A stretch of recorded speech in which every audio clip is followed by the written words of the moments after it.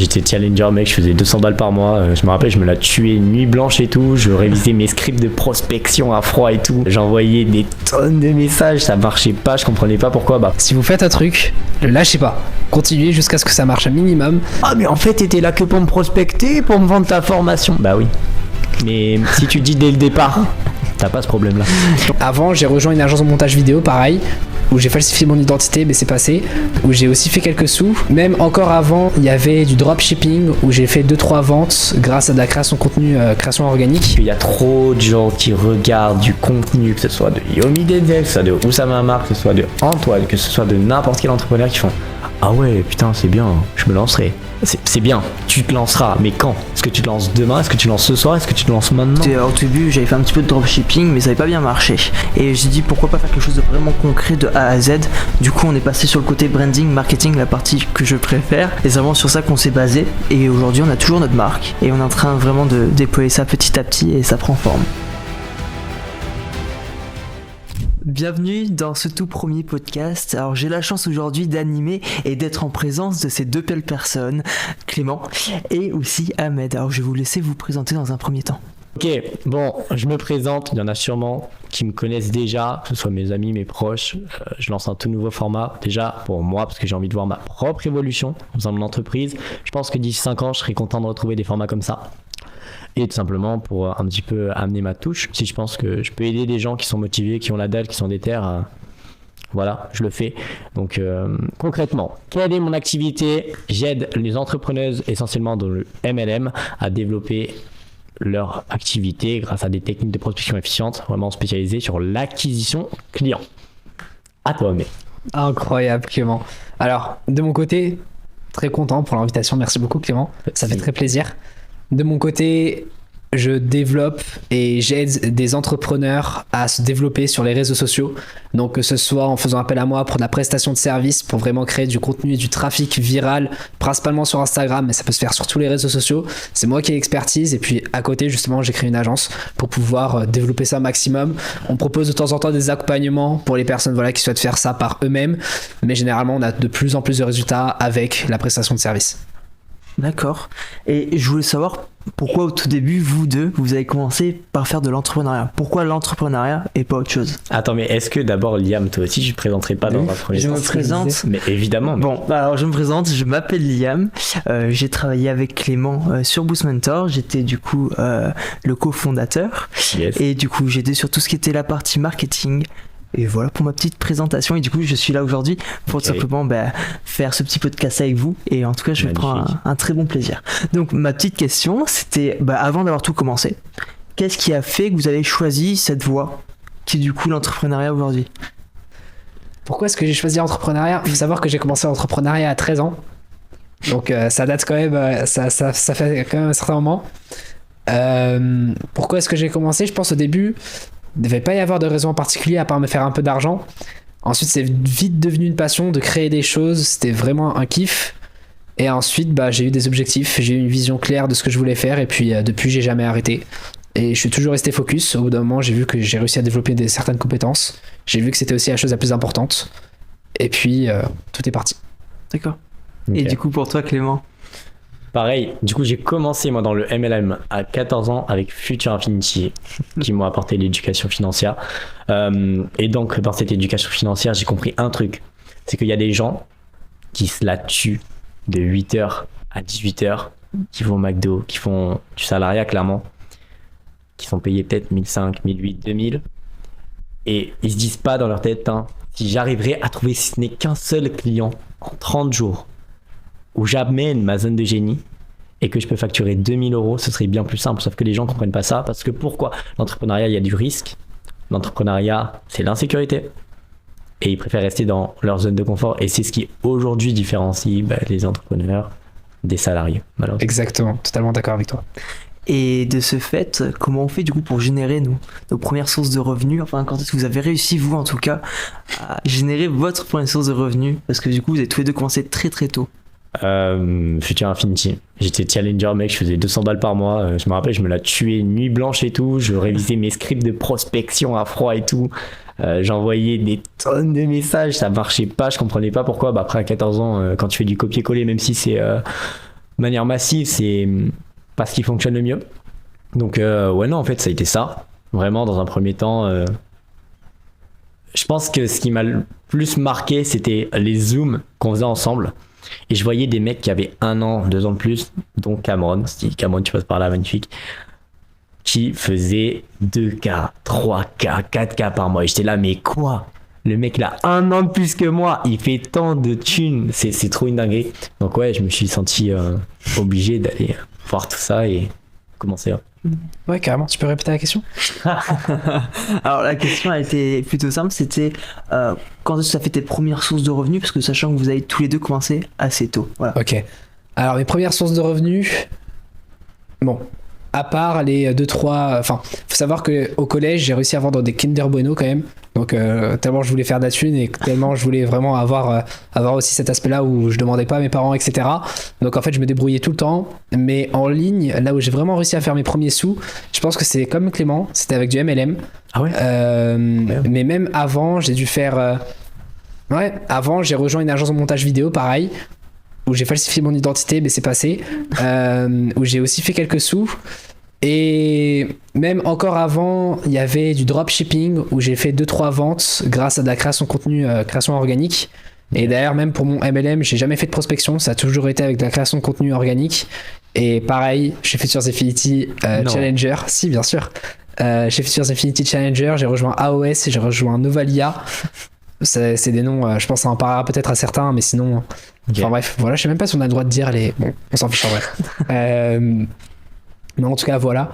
Et j'ai pu générer mes premiers sous justement grâce à de la création de contenu. Je faisais que ça. Moi, je me la butais à comprendre comment ça marchait. Et au bout d'un moment, quand j'ai arrêté, justement, je me suis dit, ok, bah, je vais continuer sur ce filon-là parce que je suis bon là-dedans et je sais que ça peut apporter du résultat non seulement à moi, mais aussi à d'autres personnes. Okay. Donc voilà. Ce qui est intéressant, je trouve, qu'on pourrait préciser aux gens, c'est que dès notre plus jeune âge, on avait déjà notre zone de génie. C'est-à-dire que toi, tu me parles. Là, tu étais en train de faire de la création de contenu pour tes produits dropshipping. Aujourd'hui, ton business est basé sur ça. Moi, j'étais en train de me la tuer à lire des putains de scripts de prospection, tester. Aujourd'hui, mon business, c'est basé sur ça. Et le fait que Future Infinity est justement nous a éduqués financièrement, et ça, c'est une grosse dinguerie. Et aujourd'hui, on les remercie, tu vois. Donc, on savait que ça allait pas être éternel. Yes, carrément, mais tu sais 200 balles par mois, bon, Challenger, pour ceux qui connaissent pas, c'est 200 balles par mois, ou je sais même plus si c'était pas 800, bref. Pour le volume de taf que tu pouvais fournir, c'était très très peu. Et du coup, on s'est lancé en indé et maintenant, Est-ce que tu vois c'est qui Maxime Para? C'est un gars qui faisait des tutos, qui était chez Futures, il faisait des tutos sur YouTube pour avoir des clients, etc. Ouais. Et je lui ai parlé là récemment parce qu'il a aussi changé d'activité. Okay. Et on se disait en fait c'est bien marrant, c'est bien intéressant de voir qu'est-ce qu'ils sont devenus les gens qui étaient dans le MLM, exactement, tu vois. Ça c'est un truc de ouf. Et toi Liam? Bah moi pour ma part j'ai commencé assez tard l'entrepreneuriat. C'est depuis maintenant quand j'ai débuté, c'était après le lycée, j'ai eu ma propre marque de vêtements qui est toujours en cours et c'est là où j'ai commencé et du coup c'était au début j'avais fait un petit peu de dropshipping mais ça n'avait pas bien marché et j'ai dit pourquoi pas faire quelque chose de vraiment concret de A à Z. Du coup on est passé sur le côté branding, marketing, la partie que je préfère et c'est vraiment sur ça qu'on s'est basé et aujourd'hui on a toujours notre marque. Et on est en train vraiment de déployer ça petit à petit et ça prend forme. Donc voilà. Et on a réussi à faire du coup nos premiers sous. Voilà, dès le début. On a pris du temps, ça a pris 1 an de bien tout concrétiser. Mais on a réussi à la fin d'avoir ce qu'on méritait en soi. Ok, intéressant. Qu'est-ce que tu dirais justement à un adolescent, une adolescente qui veut se lancer justement dans la création de sa propre marque, qui hésite, qui sait pas par où commencer? Qu'est-ce que tu lui dirais? Alors je dirais déjà qu'on fait tous des erreurs. On a tous commencé et du coup il y a bien un moment où on est passé par des étapes où c'était plus compliqué que d'autres. J'y suis passé par ces étapes-là, on fait des erreurs, on se trompe de fournisseur ou derrière on veut à tout prix se faire de l'argent donc on va venir augmenter les tarifs. Enfin, il faut vraiment se baser par rapport au marché, donc comprendre comment fonctionne le marché et faire en sorte que derrière on soit aligné ou tout dépend vraiment de ce qu'on veut vendre. Donc ça dépend de ce qu'on souhaite faire, la cible qu'on cherche vraiment, quelles vont être les personas qu'on va cibler et derrière tout simplement essayer de faire au mieux pour avoir une meilleure création de contenu pour le coup parce qu'on va aller beaucoup sur la création de contenu donc plus sur ton domaine à toi pour derrière venir soit faire ce qu'on appelle du coup du trafic organique ou du trafic payant avec des ads. Voilà, des ads. Ok. Voilà. Mais du coup, voilà, je dirais tout simplement d'y aller, de foncer et tester. Ça peut être pour une première entrepreneuriat, je trouve que c'est une bonne idée de créer une marque ou de faire du dropshipping, toutes ces choses qu'on voit assez souvent. Et je pense que ça peut être une bonne idée, tu vois, pour commencer. Après, pourquoi pas développer dans autre chose. Foncez, mais ne vous arrêtez pas, surtout. Si vous faites un truc, le lâchez pas. Continuez jusqu'à ce que ça marche un minimum. Si vous voyez que vraiment ça vous correspond pas, que vous apprenez aussi que en fait vous avez une certaine compétence qui est beaucoup plus pertinente à commercialiser ou autre, dans ces cas-là, allez peut-être sur autre chose. Mais sinon, si vous lancez quelque chose, vous avez l'impression que c'est quelque chose qui peut vous convenir, que l'objectif est clair, ne lâchez rien, on focus un seul truc et ensuite jusqu'à ce qu'on ait du résultat. Je pense que c'est intéressant ce que tu viens de dire. Il y a trop de gens, je les ai en appel de vente. J'ai envie de faire un petit peu d'achat-revente Vinted. Après, je vais me lancer aussi dans la création de contenu. Tu sais, je vais reprendre des formats américains et je vais traduire en français. Et en même temps, mec, t'as 4 business, tu fais combien par mois? Je sais pas, là pour l'instant, je vais le lancer. Ok. Bah, je comprends pourquoi t'as pas de résultat.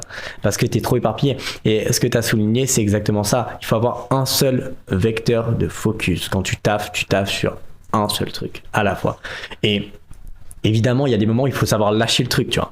Bon, et il faut que tu comprennes aussi que des fois, c'est pas forcément le bon business. Que t'es pas forcément en corrélation avec ça. T'es pas forcément aligné. Mais il faut que tu trouves ta zone de génie. Et une fois que tu la mets au sein de ton business, mec, c'est trop facile. Ton business, c'est simple, tu vois. Et quelque chose aussi pour rebondir sur ce que tu as dit, Diam, le marketing, si tu veux plaire à tout le monde, tu plais à personne. Donc le fait de cibler une audience cible, d'avoir vraiment un client spécifique, je pense que c'est important. Ouais, carrément. C'est intéressant qu'on remette les choses bien au clair, comme ça on remet bien les bases. C'est ce que j'allais dire, ça fait partie totalement des bases. Et du coup, je voulais savoir, j'aimerais qu'on soit un peu plus spécifique sur l'un d'entre vous. Je vais commencer par moi avec Clément. Est-ce que tu pourrais nous décrire un peu plus ce que c'est la prospection efficiente, parce que c'est vraiment ton domaine, voilà, un peu plus élaboré pour qu'on comprenne un peu plus ce que tu fais, tu vois. Ok, c'est très très simple. Aujourd'hui, vous êtes nombreuses à prospecter, mais pas de la bonne manière. Vous envoyez des messages copier-coller et vous vous dites ça va passer, j'en envoie 30, 40 par jour, et ça va le faire. Mais non, c'est pas comme ça que ça fonctionne. Aujourd'hui, moi, j'ai confectionné un programme vraiment incroyable où les gens que j'accompagne ont beaucoup de résultats. Pourquoi ? Parce qu'on personnalise leur méthode de prospection. Une fois que ça c'est fait, on le met sur le marché. On optimise. Et c'est aussi simple que ça. Et ça fonctionne parce que ma zone de génie, elle se trouve dans la connexion avec les gens. Et comme j'ai mis au sein de mon business, j'apprends aux gens à faire de même. En fait, j'aide les gens à s'améliorer dans ma zone de génie. Donc mon business est simple. Exactement. C'est exactement ça qu'il faut faire. Si vous avez une zone de génie, aidez les gens avec, et vous, ça vous aidera autant parce que vous allez encore plus vous perfectionner dans votre génie lui-même. Et du coup, qu'est-ce qui ferait qu'on irait vers toi et pas vers quelqu'un d'autre ? Pourquoi on se dirait, tiens, je vais aller voir Clément pour la prospection efficiente et avoir des résultats concrets ? Je triche. La réponse est là. C'est que je triche, c'est que depuis ma naissance, moi j'ai un don, entre guillemets, je sais pas si c'est héréditaire ou autre, j'ai une facilité à connecter avec les gens et j'aide les gens à faire de même. Donc, va trouver quelqu'un qui fera comme moi, je t'en prie, mais il t'aidera jamais comme j'aide les gens. Ok, et quelle est ta plus-value alors ? Qu'est-ce qui fait vraiment, voilà, la chose qu'on se dit, tiens, Clément. En fait, la personne qui va se poser ce genre de questions, c'est une personne qui va avoir besoin de se rassurer. En fait, j'ai même pas besoin de me justifier dans le sens où tu regardes les résultats clients, ils sont là. Tu regardes ce que je délivre, la structure, délivrabilité, elle est là. Il y a tout qui fonctionne. Donc, si tu veux aller voir quelqu'un d'autre, vas-y, je t'en prie. Aujourd'hui, moi, je sais ce que je délivre et je suis très bon dans ce que je fais. Donc. Et tout cumulé, tu as à peu près, t'as fait combien de chiffre d'affaires ? Tout cumulé. Ah, ça, ils veulent savoir, les gens. Ils veulent savoir, c'est pour ça. Chiffre, j'étais obligé de sortir la question à un moment donné. Ok. Chiffre d'affaires, alors... Est-ce que tu veux le collecter ? Tu veux quoi ? Ce que tu préfères. Qui serait le plus clair pour les personnes qui Déjà, regardent. il faut savoir qu'il y a une différence entre le CA net et le CA généré. Brut, ok. Évidemment, il y a l'URSSAF. Il y a les gens, justement, qui... Des fois, tu peux réinvestir dans la délivrabilité. Enfin, il y a plein de process. Donc, concrètement, je vais répondre cash parce que c'est bon, le mec, il comprend la question. Non. Sur le mois de mars, là on est à la toute fin, on est d'accord, j'ai généré un peu plus de 10 000 euros de chiffre d'affaires. Donc chiffre d'affaires, je parle bien donc de contracté Et en encaissé, on est à 7600, un truc comme ça. Ok, ça fait Donc, combien de c'est temps plutôt du coup que t'as le business? Comment? Combien de temps ça fait que t'as le business? C'est assez récent. Ouais, bah du coup moi je me suis lancé, ma mère elle a reçu la lettre de l'URSSAF dans la boîte aux lettres, elle était pas au courant parce que j'ai lancé mon truc en amont justement de mes études, on en parlera après si tu veux. Et elle reçoit la lettre, elle fait Clément, viens voir, et là je me dis mais oula qu'est-ce qui se passe et tout, je me suis dit putain j'ai fait une dinguerie en cours, je sais pas. Et là elle me montre la lettre de l'URSSAF, j'ai fait oh merde, tu sais j'avais pas calculé que ça allait arriver aussi vite et tout. Et je me suis dit, j'aurai le temps d'aller à la boîte aux lettres, chercher la lettre, comme ça je la mets, je déclare et tout est bien fait. Ça allait trop vite. Et du coup, non, elle a trouvé la petite lettre et tout. Je leur ai expliqué, ils ont été méga compréhensifs et franchement, ils m'aident de fou aujourd'hui. C'est-à-dire que vraiment, je pense que j'en serais jamais là s'ils m'auraient pas laissé autant de liberté. C'est-à-dire que là, mec, j'ai 17 ans, je suis à Paname, et j'ai de mon activité. Enfin, ils ont conscientisé le fait qu'il y avait de nouvelles opportunités avec le e-business et. Mec, c'est trop cool parce que je sais qu'il n'y a pas beaucoup de parents qui auraient accepté ça et je les remercie du fond du cœur. Merci papa, merci maman, je vous aime. C'est vrai, c'est une chance. Et pour toi, du coup, est-ce que c'est la même chance ou pas? Alors, honnêtement, oui et non. C'est-à-dire que mes parents, j'ai déjà pu avoir plein de conversations avec eux par rapport à ça. Entre l'année dernière et cette année, ça s'est calmé parce qu'en fait, eux, dans tous les cas, que je gagne 10K, 15K par mois, ils veulent absolument qu'il y ait les cours. Il faut savoir qu'aussi j'ai 3 grands frères, donc en fait ils ont pu expérimenter différentes choses avec les 3. Et en fait, particulièrement mon père, tant que je m'en sors avec les cours, tant que je suis aligné avec ce que je veux faire, c'est bon pour lui. Ma mère, elle veut toujours que je fasse médecine, mais enfin, ça n'a pas bougé, j'ai pas les spécialités, j'ai rien qui va avec. Enfin bref, il y a jamais rien qui allait avec médecine, mais ça c'est pas trop un problème. Récemment, quand je lui ai dit par exemple que j'avais signé un contrat à 4K, elle s'est dit ah d'accord, il y a quelque chose derrière. Elle m'a demandé de lui passer AK d'ailleurs, mais bon ça c'est autre chose. Ouais, je te jure, elle m'a directement dit passe-moi pas à l'URSSAF. je lui ai dit si tu veux dans 2 mois je te les passe, mais elle m'a dit passe-moi 1300 balles. Je lui ai dit j'ai plus de marge. J'aurais quelque chose pour rebondir après sur ça. Vas-y. Et ouais, en fait l'année dernière je faisais n'importe quoi entre les cours et le business, les deux n'allaient pas parce que j'étais pas du tout organisé.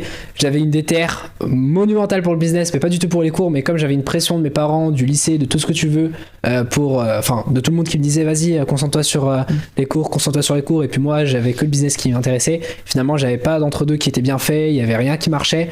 Et c'est vraiment en début de cette année, cette rentrée scolaire, que j'ai réussi à mettre un bon équilibre entre les deux.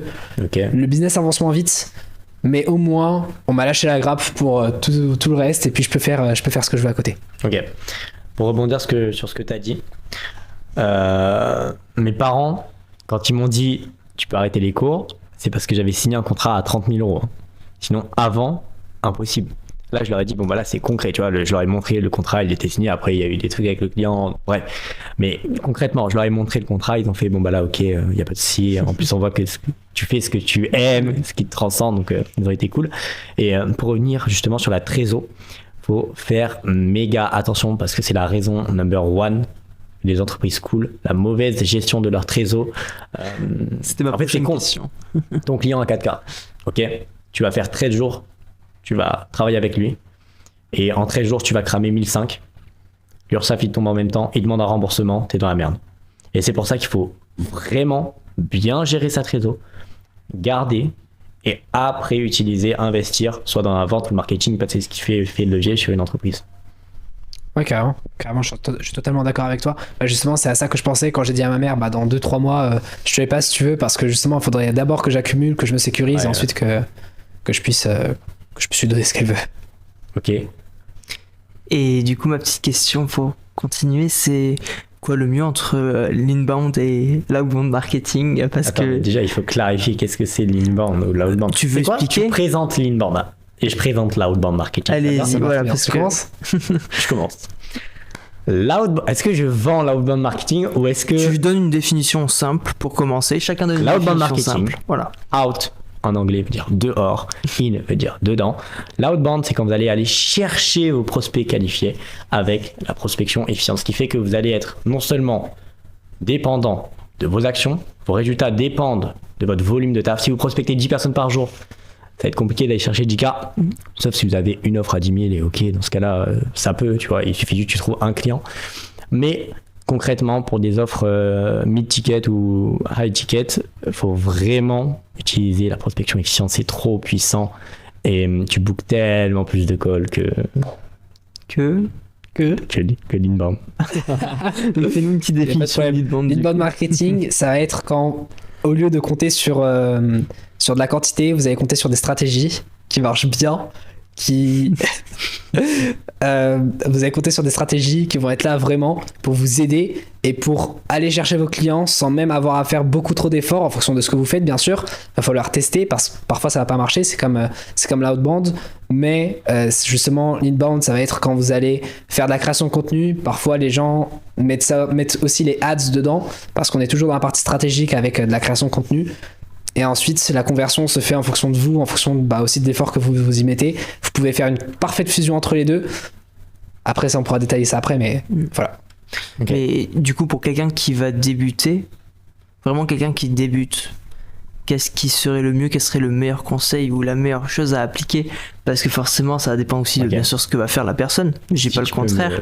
Mais derrière, oui, forcément, il va y avoir des conséquences sur. Je dirais même pas inbound ou outbound. Ton taf numéro 1, c'est de retrouver tous les jours au téléphone avec la personne avec qui tu rêverais de travailler. En fait, c'est ça ton taf. Au début, quand t'as pas de social proof, rien. C'est recueillir des médailles, évidemment, pour une fois que tu lances vraiment sur ton marché, tu le transcendes. Tu te dis, bon bah regarde, moi j'ai déjà fait ça sur le marché, j'ai déjà fait ça. Je suis la bonne personne pour t'accompagner parce que j'ai déjà réalisé tout ça. Et avoir des médailles, transcender ton marché, c'est méga important parce que tu gagnes un temps, mais tu te rends pas compte. Même si pendant 1 mois tu travailles gratuitement pour des mecs, tu recueilles des social proof, fais-le. C'est très vrai, c'est très très vrai. Vaut mieux au début vraiment faire tout pour connaître sa cible, même à la limite proposer des appels qui sont vraiment juste des appels de 5-10 minutes, vous allez discuter avec des personnes qui vont vous apporter de la valeur, qui en l'occurrence sont votre cible, vous allez leur demander oui d'accord et qu'est-ce qui fait justement que tu ferais plus appel à telle personne plutôt que telle personne par rapport à votre niche, par rapport à ce que vous faites, et ça va beaucoup vous aider, vous connaîtrez exactement qu'est-ce qu'ils veulent et puis après même pour vendre etc, ça sera beaucoup plus simple. Ok, intéressant. Pour rebondir sur ce que tu viens de dire, je pense qu'il est important justement quand tu closes une personne ou autre d'introspecter justement qu'est-ce qui a fait que ça a close, qu'est-ce qui a fait que ça n'a pas close, quelles actions je vais mettre en place dès le prochain appel de vente pour pouvoir m'améliorer. Et justement, moi j'ai découvert ça parce que une fois que j'ai close la personne, 2 semaines après, je lui dis ok, qu'est-ce qui a fait que selon toi justement tu as démarré avec nous. Et à plusieurs reprises, ils m'ont tous dit un par un ou une par une parce que j'accompagne essentiellement des femmes, c'était que tu m'avais donné de la valeur et tu as été justement ultra convaincant en appel de vente. Mais pourquoi je suis ultra convaincant? Parce que j'ai mes médailles, parce que je sais ce que je délivre et que j'ai une pleine certitude, j'ai une garantie, j'ai une offre irrésistible. Donc à partir de là, quand tu as ton prospect qualifié, la personne de rêve avec qui tu rêverais de travailler, tout va bien dans sa vie, mais il a une problématique que tu peux résoudre. Exactement, mais même parfois, en plus ça on l'avait déjà vu ensemble, mais juste le fait de rester en appel longtemps avec une personne, lui apporter full valeur, même si c'est pas forcément une personne qui correspond à ta cible, même si c'est pas forcément une personne qui pourra après acheter tes services, il y a vraiment une grosse part de chance, après avoir fait ça de manière totalement naturelle, qu'elle revienne vers toi ou bien même qu'elle te dise bah écoute, je vois pas pourquoi est-ce que je continuerai pas avec toi et pourquoi est-ce qu'on démarrerait pas. Et être totalement transparent. Ouais, faut pas l'oublier, c'est quand même très important. Carrément. C'est quelque chose qu'il faut noter en plus. Pour revenir sur ça, notamment dans la prospection, si vous clarifiez pas vos attentes dès le départ, en fait, vous perdez du temps et de l'énergie parce que au final, vous allez investir votre temps dans une conversation. Au bout d'1 jour, 2 jours, 3 jours, la personne elle va vous appeler, vous envoyer un message. Ah mais en fait, t'étais là que pour me prospecter, pour me vendre ta formation. Bah oui. Mais si tu dis dès le départ, t'as pas ce problème-là. On l'a tous fait cette erreur, je pense. Je l'ai faite. Tu l'as fait, tout le monde l'a fait. Mais le but, c'est que tu gagnes du temps, justement. Tout à fait. Et après, oui. Et mais du coup, ça serait quoi la meilleure technique pour prospecter, du coup, de ce fait? Parce que entre les copier-coller, est-ce qu'il y a d'autres moyens plus pertinents? Okay. En fait, comme je t'ai dit, la prospection, c'est quelque chose qui va être personnalisé à chaque personne. Okay. Tout le monde ne va pas avoir la même méthode. Déjà, ce qu'il faut savoir, c'est qu'il faut absolument mettre de l'amusement et du détachement. Sinon, tu vas voir la prospection comme une tâche ingrate. Si tu vois la prospection comme une tâche ingrate, tu vas procrastiner. Repousser. Ouais, mais je prospecterai demain.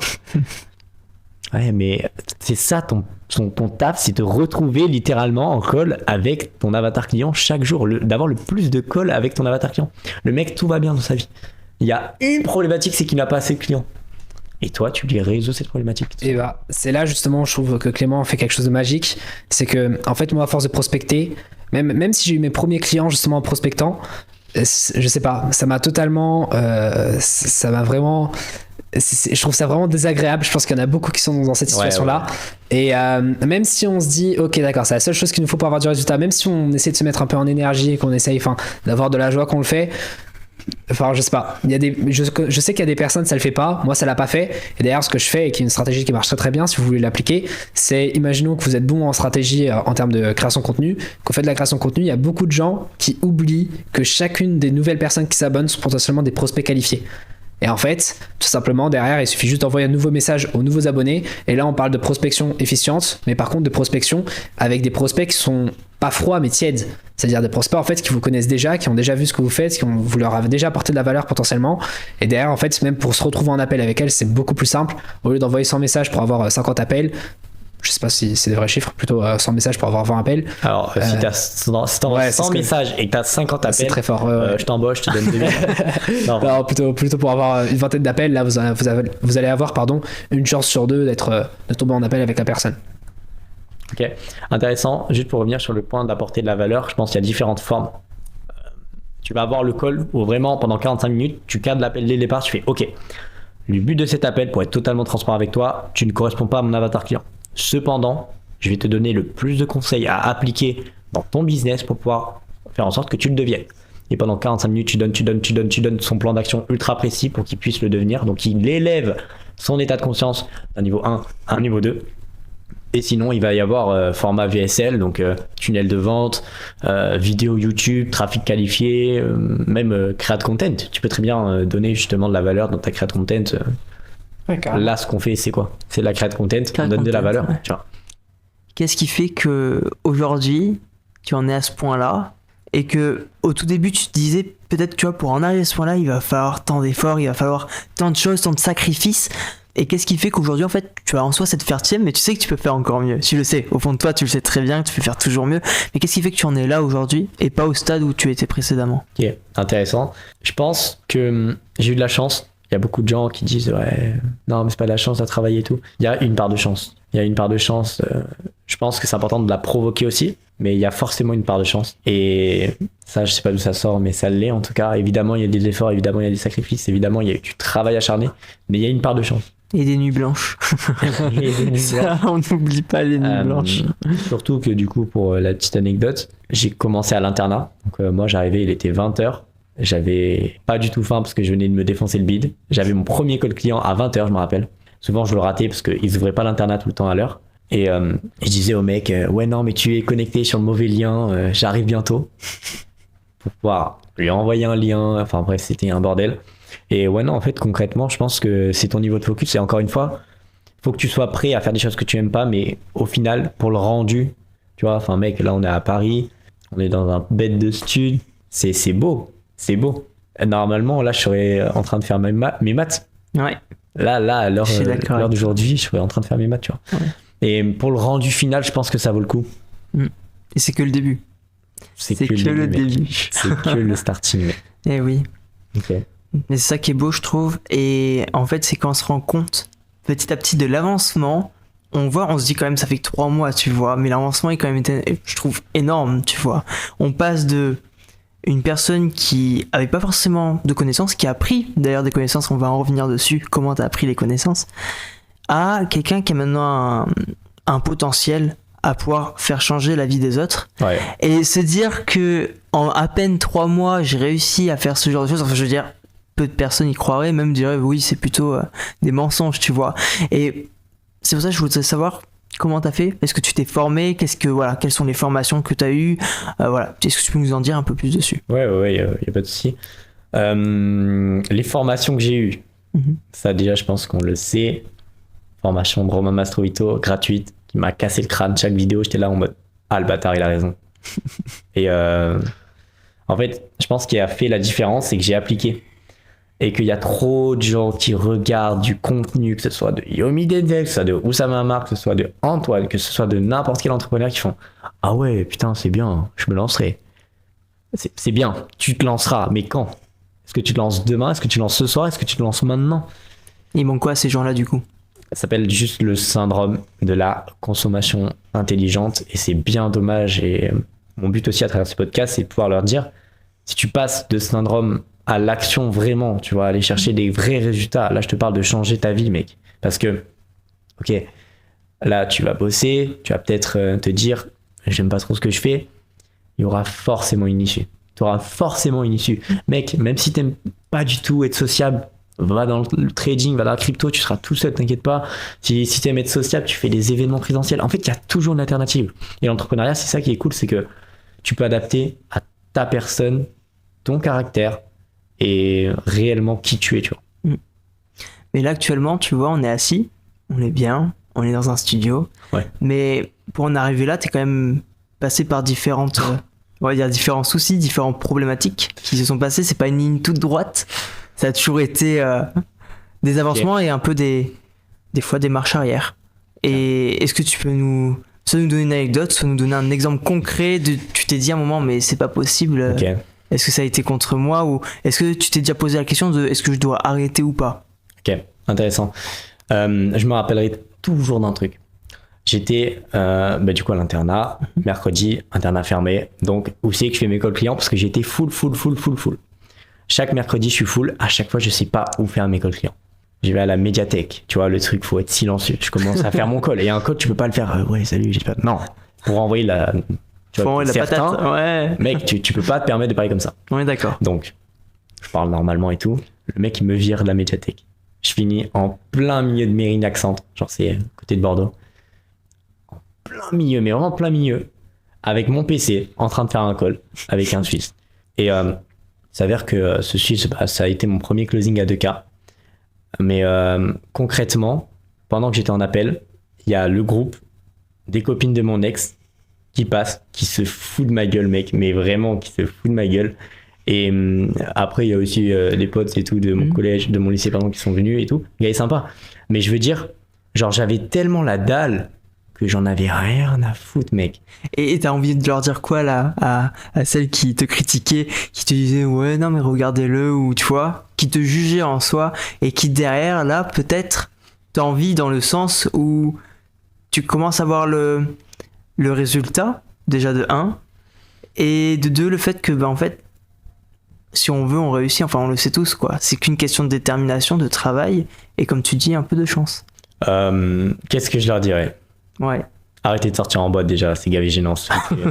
Non, vraiment, il y a trop de gens qui font ça. Et alors, tu leur préconises quoi à Mec, la place je sais pas, qu'est-ce que tu vas faire en boîte alors que t'as un projet, t'es déter. Au moins, tu vois, quand t'as réussi un petit peu à automatiser tout ça et tout, ok, vas-y, tu peux te permettre de sortir un peu plus et tout. Tu vois, même là, moi actuellement, je me permets d'un petit peu plus relâcher, kiffer mon process. Mais mec, genre, qu'est-ce que je leur dirais? Juste rien, tu vois, genre, qu'elles kiffent leur vie, franchement. Moi, Ok, je vois totalement. Mais alors, du coup, toi, est-ce que ce que tu fais actuellement, tu le vois comme un travail ou tu vois vraiment comme quelqu'un qui verrait ça comme un loisir dans le sens où ce que tu vas faire, tu ne vas pas le considérer comme un travail parce que c'est quelque chose qui en soi, certes, qui te passionne, mais vraiment, tu le vois en mode yes, aujourd'hui, je vais faire ça, tu vois. C'est pas oh non, je dois faire cette tâche-là. Tu vois, vraiment, quel est ton point de vue par rapport à tout ça? C'est un travail. Parce que si tu regardes même Ronaldo, il kiffe faire du foot. Mais la semaine, il prend des bains froids, il mange sainement, il fait des choses qu'il aime pas, mais pour un rendu appréciable. Et je pense que c'est important de conscientiser ça également, de pouvoir justement accepter le process et dire je vais pas obligatoirement faire que des choses que j'aime.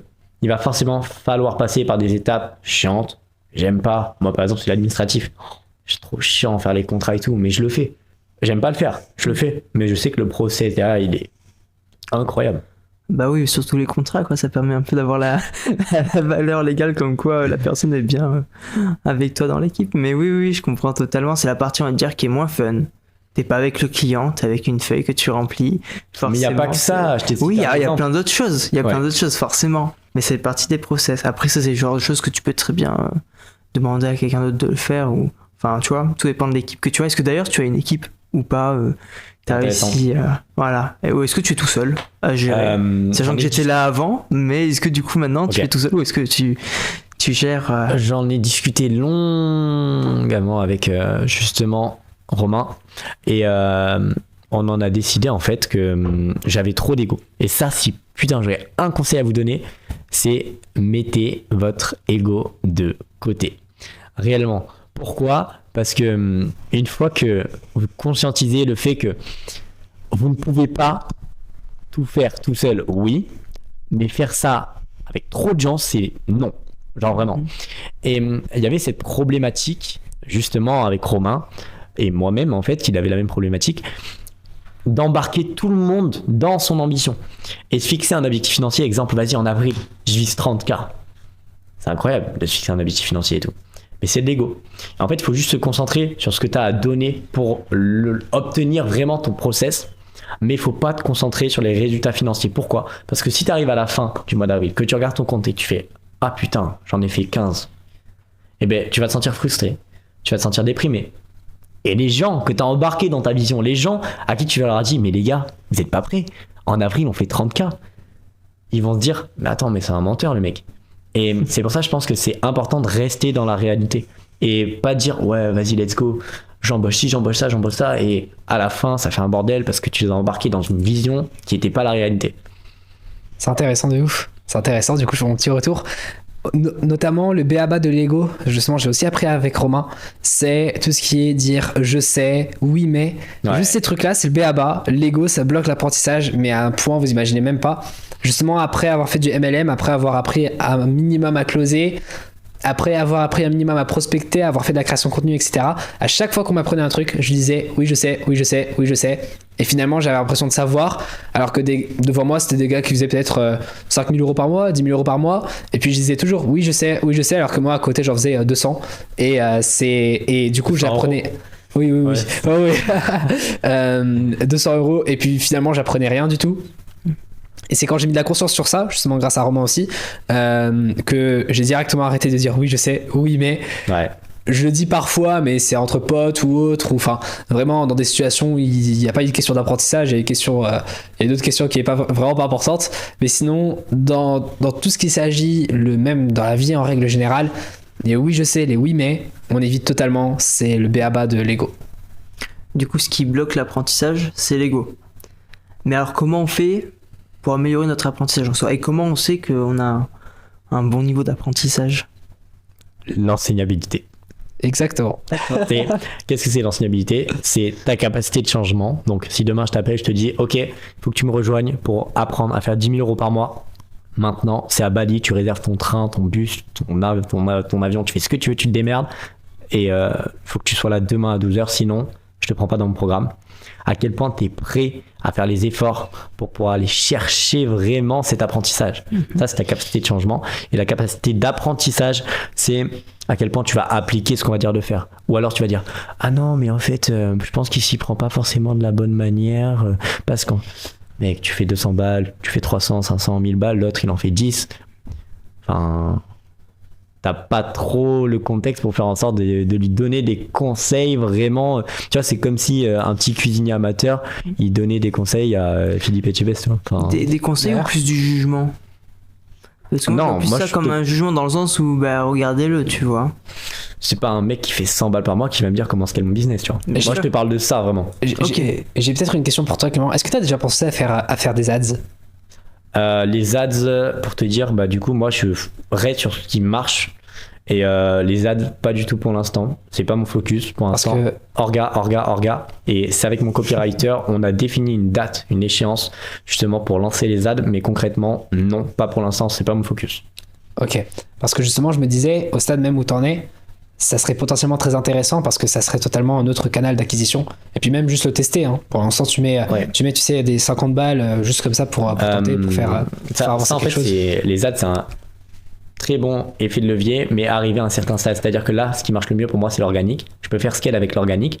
Je vais pas aller me faire chier à dépenser de la thune dans les ads. Pour ça. Parce que c'est ma zone de génie et que j'aime le faire. Donc évidemment, là on est en train de tester des nouveaux canaux, donc LinkedIn, prospection et évidemment copywriting. YouTube via des formats comme ça ou même d'autres formats qu'on pourrait voir apparaître s'ils ne sont pas déjà apparus. Et tout simplement le dernier canal d'acquisition qui est Facebook. Différents posts bien répertoriés avec du copywriting. évidemment Instagram qui est mon canal principal et sur lequel je mets tout mon focus. Comment il va s'appeler ce podcast, Clément? C'est quoi, ils vont décider. Ils vont décider. Ils vont mettre dans les commentaires un nom. Et on choisira ça. C'est vous qui voyez, les boys. Voilà. Ok. Et si vous avez là, tous les deux, distinctement, une conclusion, pas une conclusion générale, mais une conclusion par rapport à qu'est-ce que vous pouvez dire à une personne qui souhaiterait se lancer ou qui est déjà lancée, qui souhaiterait vraiment faire scaler son business. Voilà, tous les deux votre propre conclusion. Parce que vous avez tous les deux des points de vue différents, voilà, donc c'est ça qui est intéressant. Est-ce qu'ils veulent se lancer ou est-ce qu'il veut se lancer ou est-ce qu'il veut scaler son business? C'est deux situations différentes. Et ben je te laisse faire les deux situations différentes alors. Ok. J'ai aussi deux situations différentes. Alors, s'il veut se lancer, déjà, pareil, il faut qu'il trouve là où il est bon, là où il pourrait travailler gratuitement en fait. Tu vois, le truc où putain ça le fait kiffer, ta passion. Le mec il adore faire du vélo, c'est un champion national de vélo. Mais il peut donner des cours sur comment devenir un champion national du vélo. Un mec qui veut scaler son business, c'est différent. Ça va plus être introspection, optimisation des KPI et répéter ce qui marche. Faire effet de levier, recruter, déployer de nouveaux infrastructures, déployer de nouveaux systèmes. Et voilà. J'ai rien à rajouter. C'est exactement ça. Peut-être juste au niveau des manières d'acquisition aussi. Tu l'as mentionné. Une fois que tu as envie de scaler ton business, il y en a des milliers, des cents. L'idée, c'est d'en optimiser une, je pense, à 100%. Et une fois que c'est fait, t'en passes à une autre, etc. On se focus sur un canal. Tant que t'es pas à 10, 15, 20K, même moi, tu vois, là, je mets tout mon focus sur Insta. Hein. C'est-à-dire que je gère même pas le copywriting, j'ai délégué sur LinkedIn et autres.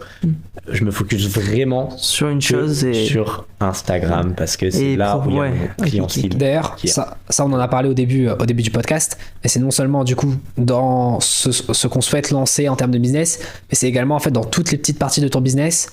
À chaque fois, il va falloir se focaliser sur une seule chose, notamment par exemple, typiquement toutes les bases, hein, ciblage, niche, etc. Les canaux d'acquisition et puis ensuite tout ce qui suit, j'en oublie très certainement. En fait, il faut faire les fondations.